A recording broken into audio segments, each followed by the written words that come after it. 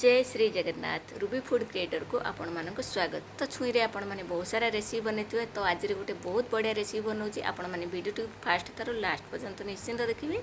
तो प्रथम छुईटा काटी नवा, तापर आम एमती आलू चोपा छड़ी काटी नवा, भल भाव धोई नहीं छुई आलू को अलग अलग काढ़ीदवा। तो आम एपटे मसला धला सोरिष आ कला सोरिष पियाज रसुण लंका जीरा आम भल भाव ग्राइंडिंग करनवा। एपटे आम गैस रे टिके पानी दे आलू को लुण हल्दी पकई ताकू सिझे नवा। गोटे कड़े मोर तेल किसी रही जाता तो हांडी में बसई आपण मैंने कड़े करें। तो आम सिझा पर्यटन छाड़देवा। एपटे देखो मसलाटा मुझे ग्राइंडिंग कर नहीं आसी। आम मझे चेक करवा आलू टे दर सिझा हो गले आम छुईटा पकई नवा।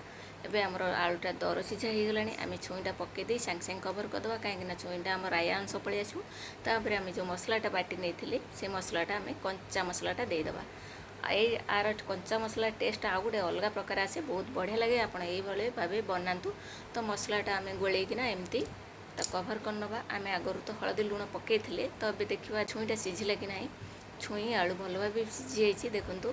एबे मु रसुणटा छेचिकी रखीदेली। तापर टमाटो गोटे टमाटो मु काटी नौची, आ गोटे टमाटो मसला देइथिली तो से गोटे टमाटर काटिली। एबे चलतु कड़े तेल नवा, से पकड़ा सुखिला लंका आउ से आम पकड़ा पंचफुटण फुटण दे तापर आम पकई नवा रसुणटा भल भाव हो गला आम से जो काटी रखी टमाटोटा ताको पकईदेवा। टमाटोटा बेसी सिझेबानी, जस्ट टिके एपट सेपट करदे छुंकटा को आम से देदेवा।